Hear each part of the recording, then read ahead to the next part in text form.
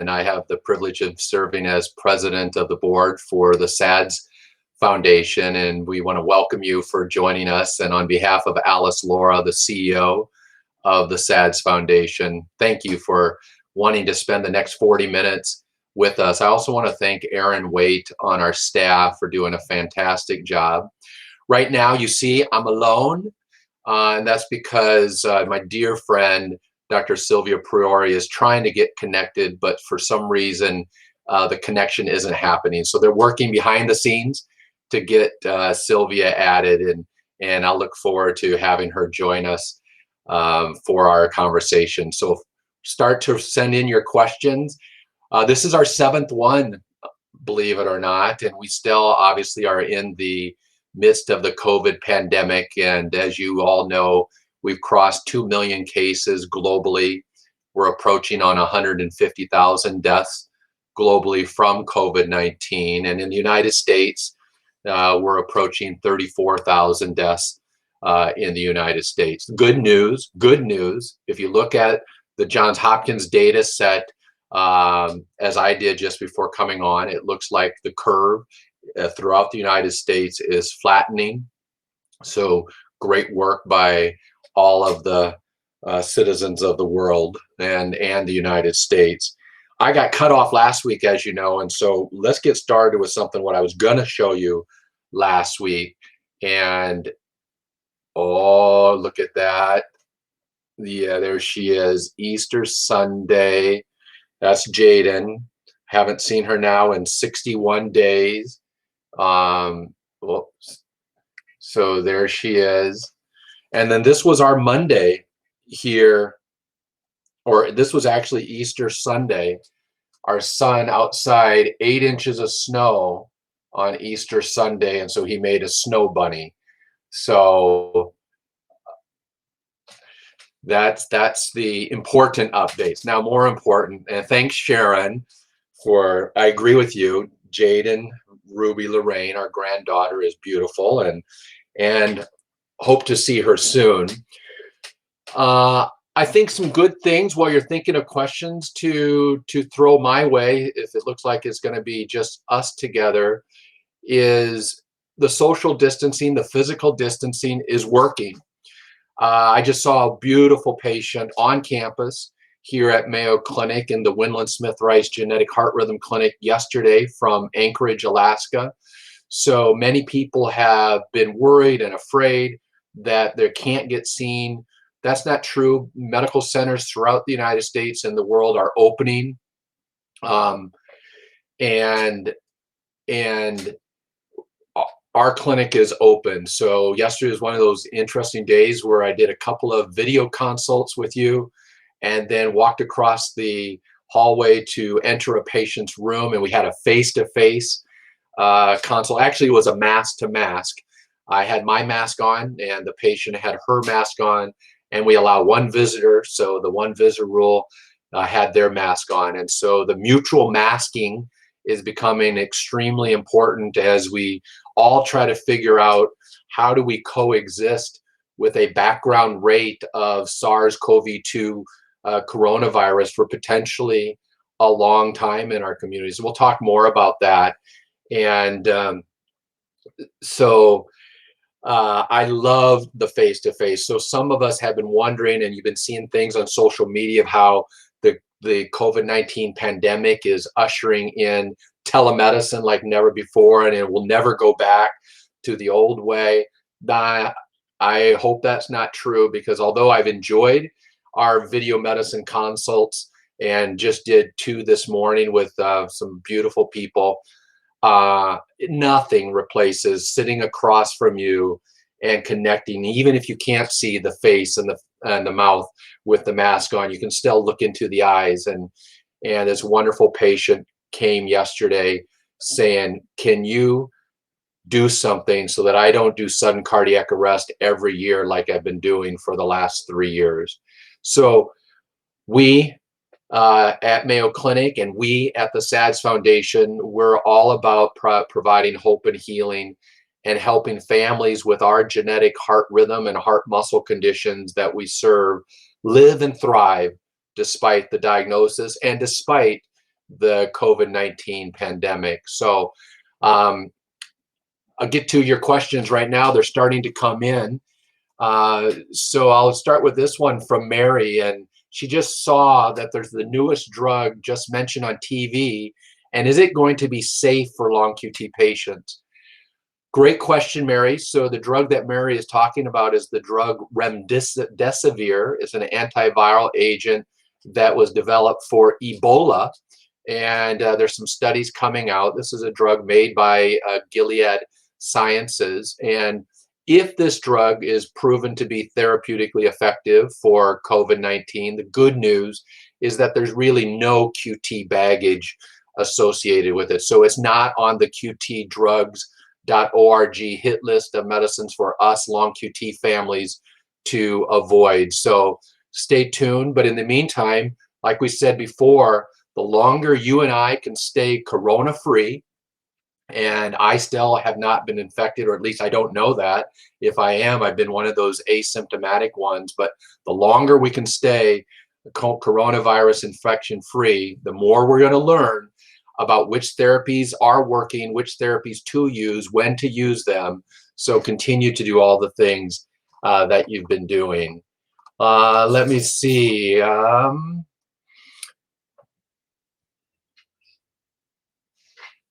So Barbara is wondering about whether the COVID-19 can actually lengthen the QT interval all by itself. No true proof about that.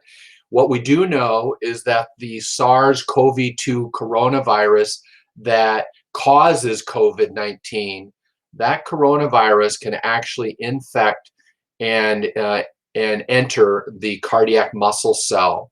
It does show and has shown in those who've had myocardial infection or even myocarditis that it can cause some electrical changes itself, but not sure about whether it directly prolongs the QT interval. The other possibility for QT prolongation is indirectly. We know that if you have bad COVID-19 and you get the so-called cytokine storm pneumonia, that the release of all those cytokines like interleukin-6, that can secondarily prolong the QT interval. So in an indirect way, maybe yes. Great question, Barbara.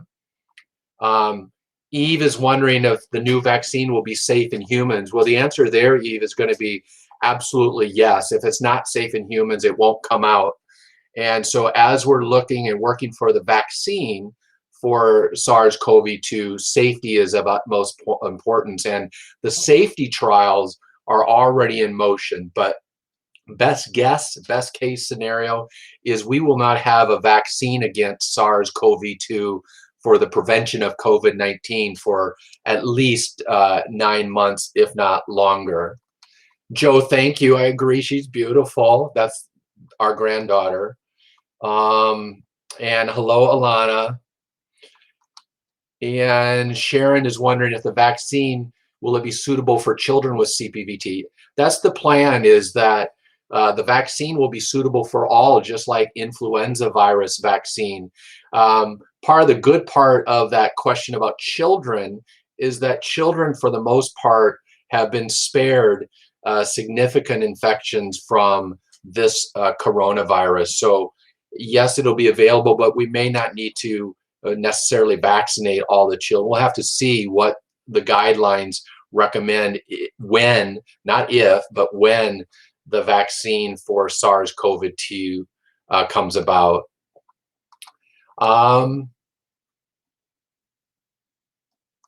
Yeah, Mark, I do hope that Sylvia, Dr. Priori, can join us, and I'll give you a greeting from her. And in terms of Brugada, I'll just share with you the biggest issue, and I think you heard Dr. Arthur Wilda and Dr. Elijah Baer the last time they joined me mention. So for Brugada patients, we don't have to wonder or worry about the QT drugs, hydroxychloroquine or azithromycin. They would be safe for a Brugada patient. For a Brugada patient, the SARS-CoV-2 infection issue is fever. It is a febrile illness. That's why we're asked to take our temperatures twice a day. I took mine, 96.9 this morning. And so if we got infected and if we got a fever, 100.4 Fahrenheit, 38 centigrade or more, you should be lowering the fever with acetaminophen. And that's the biggest thing for our Brugada families out there. Some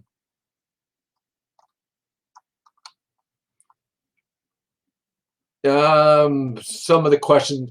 So since I'm doing this solo, short questions would help me. There's one that's a great question, but it might take me a little bit of time to read it. So I'm going to have to pass on that one for now, and we potentially could get online to talk about it. Andrea is wondering, can you donate blood if you have long QT syndrome? And that's a great question. As you know, here in the United States, the Red Cross has said there is a blood shortage, and we do need blood donations everywhere. And there's nothing about any of the genetic heart rhythm or heart muscle conditions, long QT syndrome, CPVT, Brugada, ARVC, hypertrophic cardiomyopathy, that would say you cannot be a blood donor. Maybe now I can be a blood donor, but I was disqualified from being a blood donor because early in my medical training, I got a needle stick in a high HIV setting back 25 years ago. And so initially I could not be a blood donor, but you all should be able to be a blood donor without any problem. Sherry, hello, and Katrin from Germany, hello. Great to have you join us. Patricia, hi Patricia, would people with ARVC who have a defibrillator be at increased risk if you get COVID-19? And we kind of touched on that the other day with our friends from Johns Hopkins and their ARVC program, Dr. Hugh Calkin and Brittany, and I think it's a great question. Really no. So one of the things we don't know for sure in ARVC is whether the infection from the coronavirus, if that infection did enter the heart muscle cells and infected the heart muscle cells, would that then potentially cause some ARVC agitation electrically? We don't know that. We haven't seen a signal of that. As he shared with you, great news. He and we at SADS and in our ARVC program at Mayo Clinic, we haven't heard of a single family with ARVC to come down with COVID-19 disease. So that's good. So now we're just speculating whether it would be of increased arrhythmic potential. So no evidence. But again, if the infection is causing adrenaline stimulation, then that could in theory be an agitator for ARVC. So again, take care of yourself. I won't worry about it because so far, so good. Not a single ARVC family. And speaking of that, I don't have a single one of our family, and I had asked Dr. Priori before she had come on whether she had a COVID-19 long QT family. And we at the SADS Foundation haven't heard of a single one, but we'd like to hear from you. And you probably have seen, if not, the SADS Foundation sent out an email survey, an online survey for us to get a sense of life for you as a long QT CPVT family in the setting of the COVID-19 pandemic. How are you doing? Have you been infected? Do you know if you are PCR positive? And so look for that survey and do help us. And let's get that out to everybody in the SADS Facebooks and the various Facebook communities or the various long QT communities that you're connected to, so that we can have as great of a response as possible, so we can understand how you are thriving and coping during these uncertain times. So thanks for that question. I'll scroll on down. And again, Katrin, thanks Katrin for telling Patricia that she can get hooked onto our ARVC specific live session from just Monday. Yeah, Jenny, so yes, you can donate blood. It should be completely safe.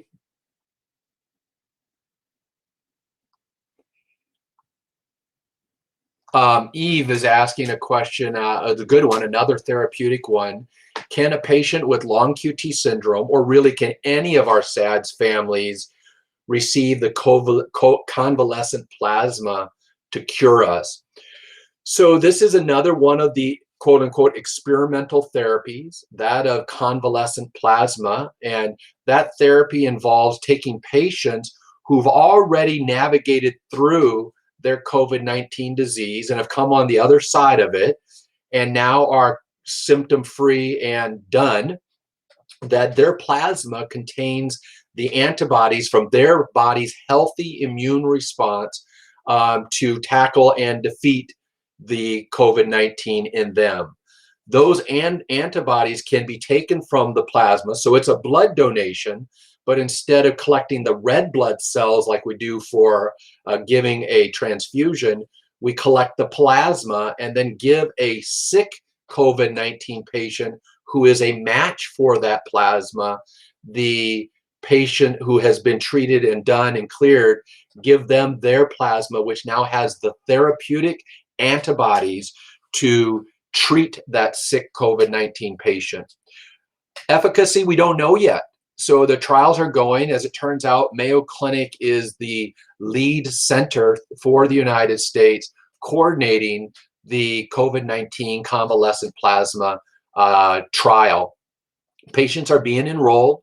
Patients are being treated. We won't know efficacy for a while, but there's no reason to think that a SADS person who gets COVID-19 would not be eligible for that therapy if that therapy works. And so it still is in the if category, like so many of the COVID-19 therapies, but nothing about convalescent plasma therapy that would prevent one of our SADS families from getting it. Great, great, great question. Let me see. Somebody is asking, oh, hi, Kelsey, whether for our program at Mayo Clinic is seeing patients. And the answer is yes. We are open. The Winland Smith Rice Genetic Heart Rhythm Clinic, I can't wait to see you all back on campus again. I've been doing video consults for my known patients and for new patients for the last 3 weeks. And for those who've been a new patient, welcome to the Mayo Clinic family and welcome to the SADS family. But yes, we're absolutely seeing patients. So those of you who are connected to us, you know how to call and reach Erlene. And I look forward to seeing you here on the campus. I won't get to see all of you because we will be having masks on. So again, as you see, wherever you're at and wherever you're going or returning for your appointments, you'll be likely going to a place of mutual masking. That's the policy for us at Mayo Clinic is I'm masked, you're masked. And again, for those who don't know, the reason that we're doing that is mutual protection in case one of us, both of us don't know that we're an asymptomatic carrier of the virus. And we do know that lots of people are, more than half of people who are going to be coronavirus infected won't even know it. They'll be an asymptomatic carrier. And so as we re-enter the world soon, and hopefully real soon, and the summer and the fall, we're going to be entering in the context of coronavirus isn't going away. It exists in our communities. And how do we coexist with this virus? And one of the best strategies besides the distancing is the mutual masking. So that's how I'll be seeing you. And I'll be seeing patients live and patients on video consult. We'll be doing both, whichever one works the best for the families out there so that we can meet your needs. And many programs throughout the country and the world are starting to reopen.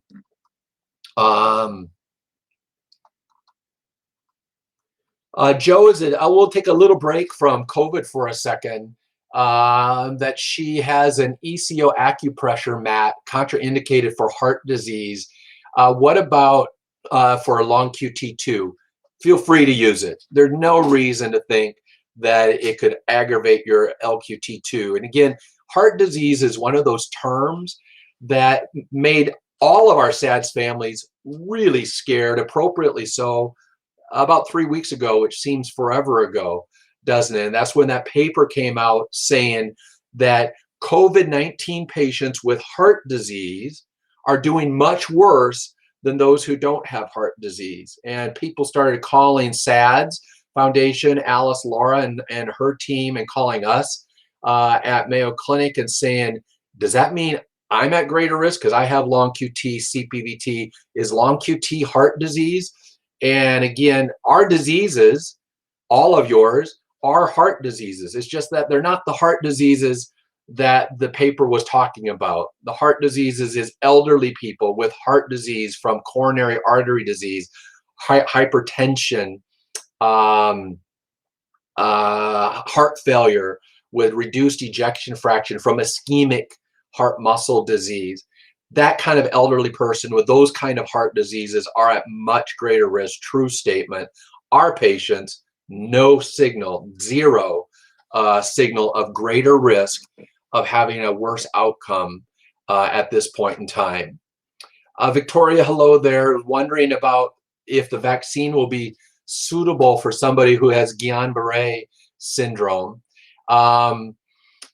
We don't know. That's a really good question. That obviously we won't know that. The safety profile is going to be established for these vaccines, so that's going to be a stay tuned. We will learn that answer in the distant future. Angelina is wondering about what are my feelings about long QT patients that are nurses working in and around COVID-19 patients. First, Angelina, thank you to all of our nurses out there and those in the healthcare community. You are the heroes, as you heard. It's interesting that we've signaled out nurses, and I agree, but we haven't really given a shout out to the respiratory therapists on the front lines, and they are amazing men and women who are trying to optimize breathing for a patient with sick COVID-19. And so first, Angelina, thank you. You know, we have not, it's a good question. We have not been making accommodation requests for those who are worried that their job might be an exposure risk to their disease. Mostly because I don't fear it. And I think a long QT patient who comes down with COVID-19 is in no different status than a nurse who has diabetes or a nurse who has any other, where she has any other condition. So take all the precautionary measures. We've learned at Mayo Clinic that so far, when the patient has been masked and we have been appropriately masked based upon the setting, we do not have a single example of patient to physician or healthcare provider to other healthcare provider or healthcare provider back to patient transmission of SARS-CoV-2. So I think we can neutralize this infection risk a lot, and I really think that you could stay doing what you have been so well trained to do. Carrie, thanks, Carrie. As a 12-year-old daughter with an atrial septal defect, CPVT is that family's disease, history of pneumonia and a fever syndrome, is wondering if we should take longer to bring her back into society. I don't think so, Carrie. I think once the guidelines are loosened, I would just be following the guidance in your community. It's not going to be a one-size-fits-all reopening of the country. You even heard our president say that, and it's going to be state by state. When we open in Minnesota and how we reopen is going to be different than my patients and families in Montana, and then the family I just saw yesterday from Alaska. So follow the cues, but I don't think she is necessarily any more fragile than anybody else. And I imagine if your 12-year-old daughter is like my daughter, she can't wait to have perhaps just a little less mom and dad contact time. Sarah, hi Sarah. Good question, not too long for me to chew on real quick. Have we seen more patients being diagnosed with long QT syndrome after being detected by the EKG before treatment with hydroxychloroquine? Is there a protocol that providers can follow to identify? No, we're not going to have a run on long QT syndrome discovery, but I think what we are having is this COVID-19 pandemic has created as a benefit for our long QT families here, there, and everywhere, much greater QT awareness. The QT IQ, as I call it, is rising throughout our country and throughout the world out of the whole issue of hashtag respect the QTC, given that hydroxychloroquine and azithromycin are potentially QT dangerous. Long QT families know that. You would have known that the Z-Pak, azithromycin, is off limits unless we said no other choice. The disease you have needs the Z-Pak. We'll navigate around it. So we're much more well-versed, but as all of the long QT families know out there, all of the close calls that you have had, even though you have the most significant version of QT vulnerability for which these drugs could be dangerous, how many times has a healthcare provider prescribed you a medicine on the hit list that you had to time out and intercept? And we know that there's nobody more vulnerable to a hydroxychloroquine, azithromycin perfect storm than our families with long QT. But long QT syndrome isn't going to increase in prevalence. It's still a 1 in 2,000 syndrome.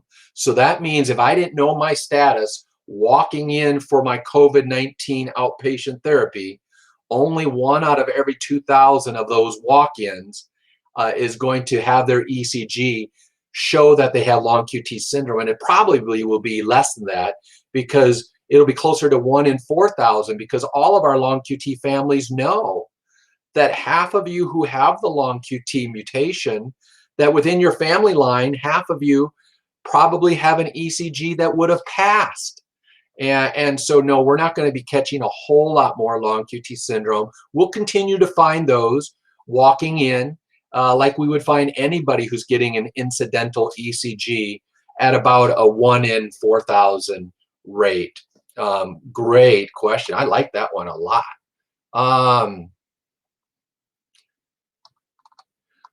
So a question from Barbara, again, if you've done the big thing with your SADS condition, as in gone all the way to sudden cardiac arrest where you had to be resuscitated, does that damage put you at greater risk? And for the most part, the answer is not at all, because most of you who sustained sudden cardiac arrest, you've recovered beautifully, and there isn't any residual heart muscle damage. Your pump function is great. So I don't think you have to worry about that in the past. Obviously, if you've had sudden cardiac arrest and there was a prolonged resuscitation and your heart muscle took a hit such that it's not squeezing with the same power or the same strength, then you are going to be slightly more vulnerable. Jade, thanks. Jade, I'll come to yours now because you took the time to shorten it for me. Thanks. Your 4-year-old can't use behavioral meds because it caused prolonged QT. She has ADHD. Is there any medicines can you suggest? Started on clonidine today. You know, Jade, I love that question. It's a tough question. It's really hard to unpack in a short time, but let me give a couple of thoughts as many of my long QT families know. And the first principle is, yes, I want long QT families to be well aware of the qtdrugs.org hit list and to do the timeout as the final protection to make sure no healthcare provider anywhere writes you a prescription for a QT dangerous medication. That's first principle. Second is the however. And the however is my goal is to treat all of my patients from head to toe, from heart to soul, and make sure that we are not having long QT success, but then mental health disaster, or long QT success, but crippled with D and F grades from a child's ADHD. And at 4 years of age, we don't have to worry about the grades yet, but I'm not endorsing ADHD stimulant therapy. All I can tell you is that I have many many long QT patients who have concomitant ADHD, because it's going to be the same. About 7 to 10% of all of us have been affected or are affected by ADHD or ADD. So it makes sense that long QT patients will have that same background rate, 7 to 10%. And I don't want to leave those individuals untreated if we've exhausted all of the non-pharmacologic strategies, cognitive behavior, so forth. And if that child's behavior specialist says, you know, with what I'm seeing in Johnny and Sally, I think this medication that happens to be on the list would be really effective. And in that context, we've joined arms and we've done that. And we actually published a paper showing that the rate of long QT triggered events in long QT ADHD patients who've been treated with ADHD stimulant therapy is no different than those not treated, except for the major difference being that ADHD treated child is now living and thriving again with not just their heart, but with the rest of them. So you have to review this carefully with your long QT specialist, but it's not an absolute contraindication. Chantel, and I'm gonna, oh wow, we are at 8 minutes to the top of the hour. This has been, as they say in the movie Fast and Furious. I hope you've liked it. I've loved it. But Chantel, so I'm gonna do rapid fire. Does being on a max dose of propranolol mean you are immunocompromised? No, don't have to worry about that. Beta blockers, propranolol I like, nadolol I like, has no effect on our immune system, so no need to concern there. Candace, high doses of vitamin C put anyone with long QT at risk for an arrhythmia. Vitamin C is just fine. I'm not sure how much vitamin C will help anything. I used to take it for cold prevention. Honest, I don't take it anymore. There's some data suggesting that zinc might be a healthy supplement in the setting of coronavirus. I'm currently not taking zinc. I don't see any downside, however, of normal doses of either vitamin C or zinc. Jen, hi Jen. How do you, when we re-enter normal living, what's the best way to do it for long QT patients? Long QT, CPVT, Brugada patients, Ackerman. We should all do it the same way. You are at no greater risk, so yours should be no different. I walked into work yesterday. I walked into work. I had my mask on. I kept the 6-foot rule. I didn't touch anybody. If I had any touching, I washed my hands. I did not touch my face. And so wash your hands. That's one of the best antiviral strategies we have. If it's on our hands, warm water with soap for 20 seconds will knock out SARS-CoV-2. Take your temperature, just because we may not be as aware. If we are having a low-grade fever that we're not just recognizing and we're an asymptomatic low-grade fever person, I take mine morning and night. Wear a mask. I think what you and I are all going to see with normal living, as we regather, there are going to be regathering quotas, most likely. But when we regather to our churches, and when we regather to the public square, and when my daughter goes to her senior year in high school, wow, this fall, I won't be surprised at all if our kids are going to school with masks on them and masks on the teachers. I think we're going to be in this mutual masking public square mask for a while. So don't be afraid. Re-enter.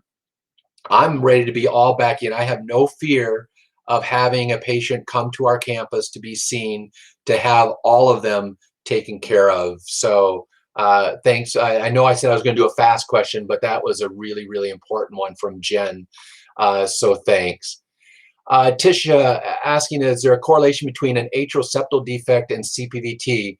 No, there's no correlation. I haven't seen it. We do echoes on all of our CPVT patients, and there's no signal of an increased frequency of atrial septal defect or ASD in them. Candace, I agree with you. She loves how the QTIQ is rising and that the emergency department needs more knowledge. You're right. That has been where some of our patients have received QT violations from getting prescribed medicines.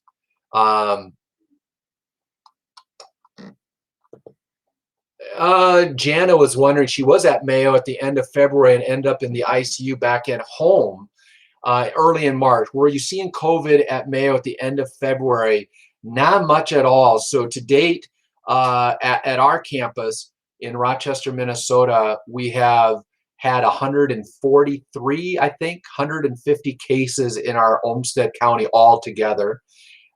We have 11 currently in our St. Mary's Hospital. So I think it's unlikely, but Jan, I think you, like many people, when we get serologic testing done and ready, and it's developing quickly, already being released in some places, you and I will be able to get a serology test and say, you know, I had really bad symptoms like you did, or I've had no symptoms like but does my serum show that I've already mounted an immune reaction and I have the so-called IgG antibody against SARS-CoV-2.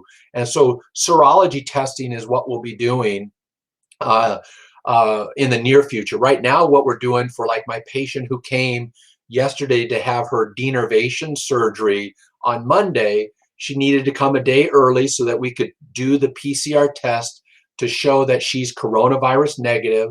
She'll get it done again. And so to do surgeries, there's some extra steps that we have to take to make sure that we know everything we need to know about our patient so that the healthcare team can deliver the care and perform the surgery as safely for everybody as possible.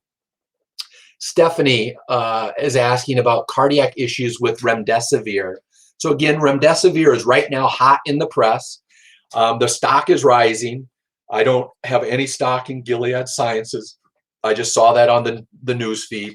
So the study suggests potential benefit, not a great study in terms of randomized, blinded, big enough, but certainly an encouraging signal.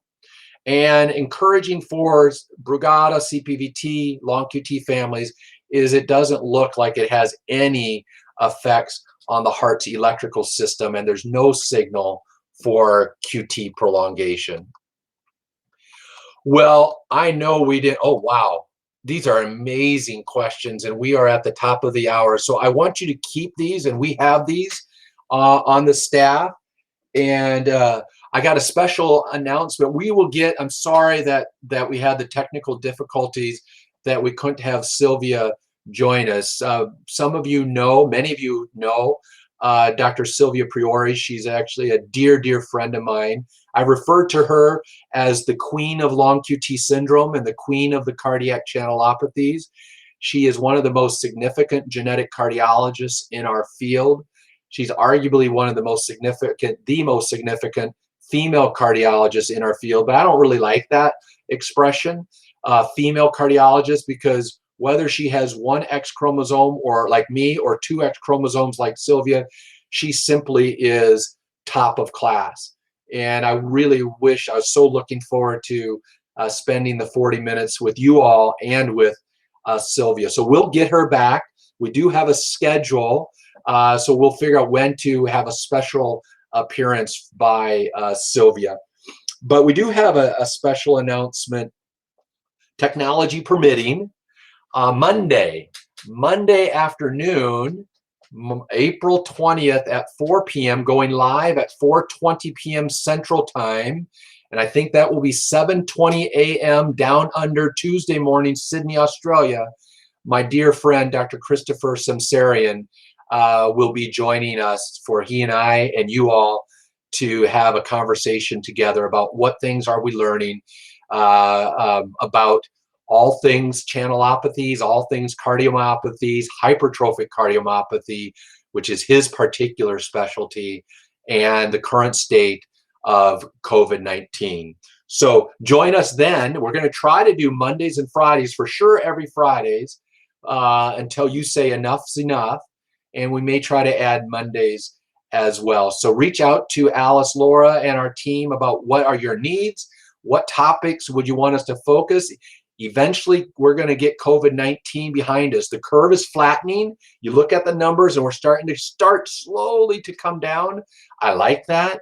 We're starting to hear about what re-engaging in the community with a coexisting with a background rate of coronavirus looks like and will feel like. I like those discussions. It feels normal. But I'll show you. Here's one of the things that I also like is how creative you have to be. Look at that. What you don't see there, this is our 23rd night in a row of Catan. That's my daughter, Grace. But if you look closely at the light, that's my wife's smartphone shining down on it, on the Catan board, so that our son and his wife and our granddaughter in California can see it, who were Zoom connected to there, so that they could join us and play Catan, for which, guess what? Yours truly won last night. So we all do what we do to stay physically distanced, but socially connected more than ever. So thanks for choosing to spend this time to connect with us at the SADS Foundation. And on behalf of Alice Laura and her team at SADS Foundation headquarters, thanks so much for choosing to join us for these past 40 minutes. And I can't wait to see you on Monday. But until then, have a corona-free weekend and stay safe, everyone. God bless you all.